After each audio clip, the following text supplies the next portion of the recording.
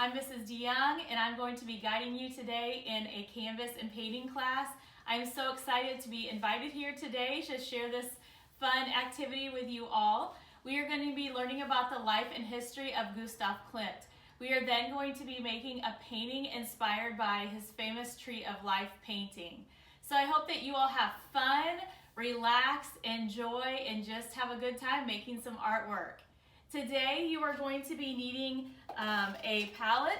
This is a palette. Anything that holds your paint is called a palette with some different colors on it. I would suggest reds, yellows, oranges, perhaps some green, and definitely you're going to need black. You are going to need a cup of water, a paintbrush, and you are going to need a canvas. And you will see today when I am loading the paint onto my brush, I am just putting the paint onto the bristles or the hairs of the brush. I am not getting the paint up here on the shiny part. That's called the barrel of the paintbrush because that part of the paintbrush will never touch the canvas, okay? So we don't want to waste our paint.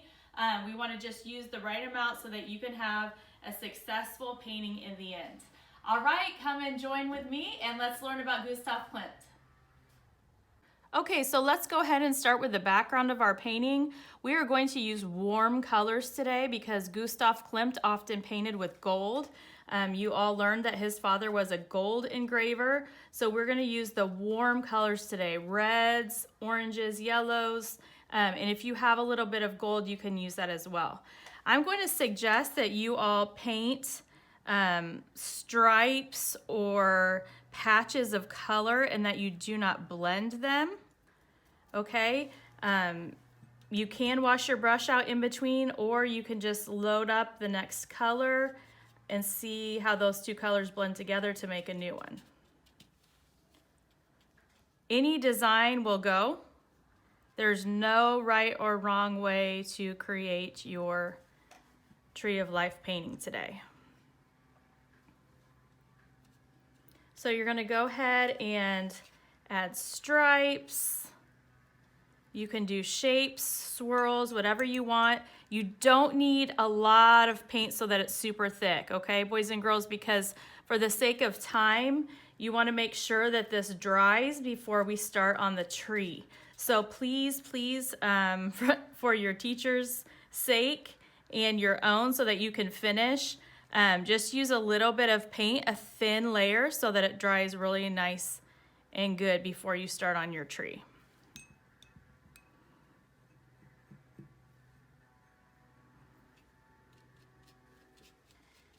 So when we're working on the background here, you don't have to really have a plan, okay? You can just start painting. You don't have to draw this out. You're just kind of painting. This is called painting intuitively. So you're just painting ideas as they come to you.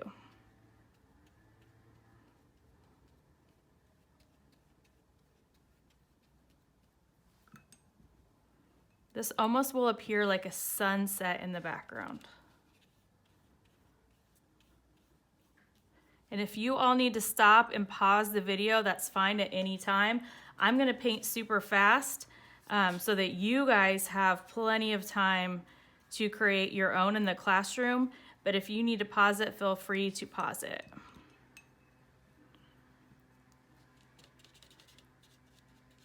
And the cool thing about this is everybody is going to end up with a totally different painting. No two paintings will look alike.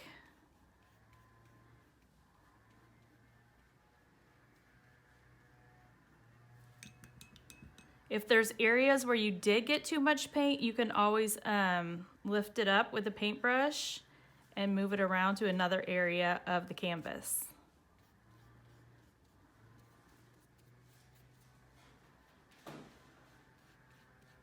Okay, so there's my backgrounds. I'm gonna kind of let that dry. I'm just gonna blend a little bit here and there so you can see my paint strokes.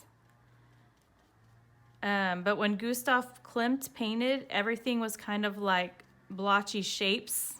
Okay, it wasn't very super smooth. All right, so when you're finished with that, you're gonna set it aside and you're going to let it dry, okay? You can blow on it a little bit, or you can take your hand and kind of fan it off. Actually, I guess everyone's wearing masks, so blowing on it is not a good idea. So take your hand and just kind of fan it, okay? And then we're going to start our tree. So we're going to use what's called the Y technique. And if you have two brushes, you can use the thinner or the smaller brush of the two.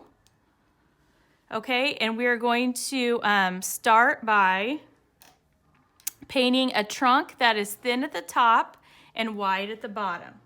Okay, and I'm going to use black paint, and I'm not going to draw this out first, boys and girls. Just use your paintbrush. So you're going to do thinner at the top and wider at the bottom.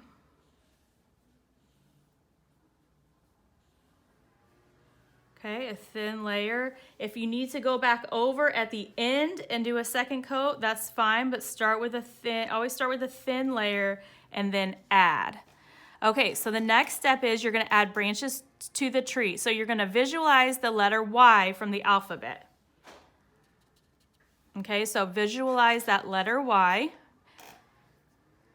And then you're going to paint it on your canvas.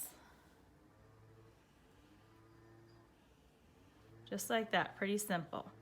Okay, so you can continue adding more Y branches that get shorter and thinner towards the end.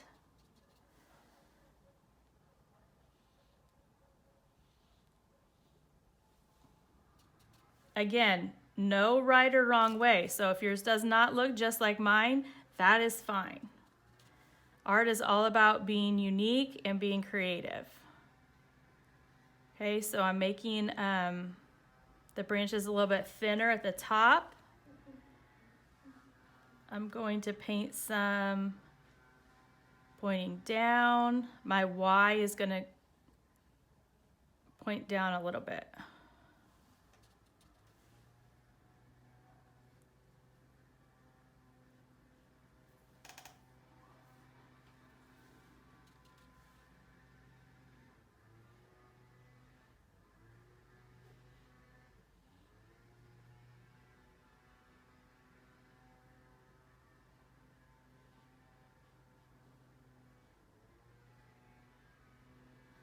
Okay, so now what I'm going to do is I'm going to add curling ends to the branches. Okay, so again, you might want to use a thinner paintbrush, and you're going to go ahead and you're just going to start curling the ends of each branch.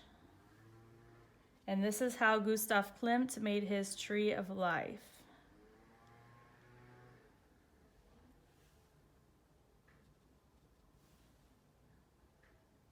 Okay, I'm going pretty fast, but you all can slow this part down. Take your time on this part.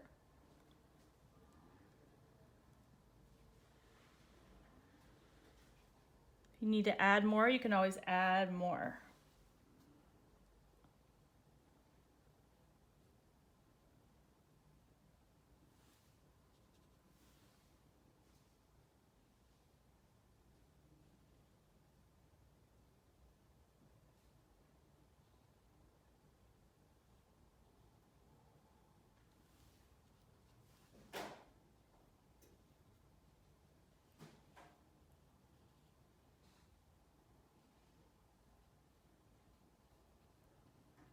Okay, you're gonna kind of let that dry a little bit, and if you need to go back, boys and girls, and add a second coat to any of the areas that look too light, you can do that. Just go ahead and add another coat of paint.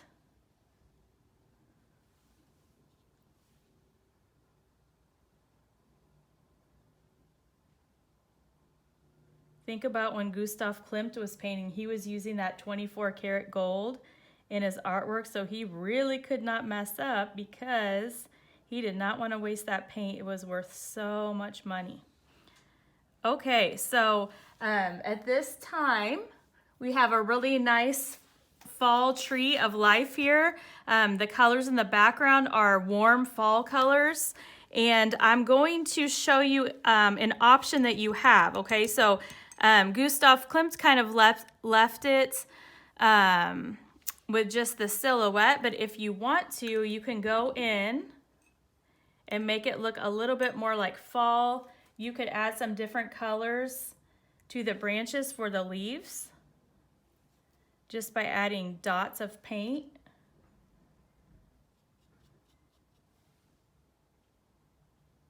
Okay, so that's kind of up to you if you want to leave it with just the black outline silhouette, or if you want to go in and add some dots of paint for the leaves.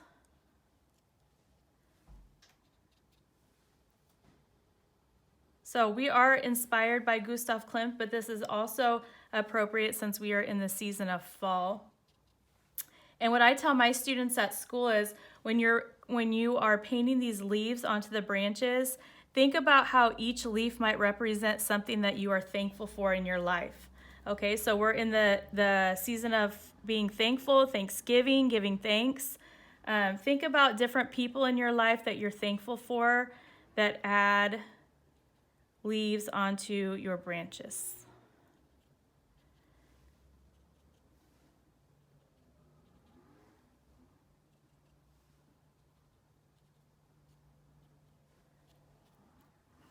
Okay, so if you want to go down to the bottom part where the ground would be, you can add some color, or you can just leave it with the sunset warm colors. It's totally up to you.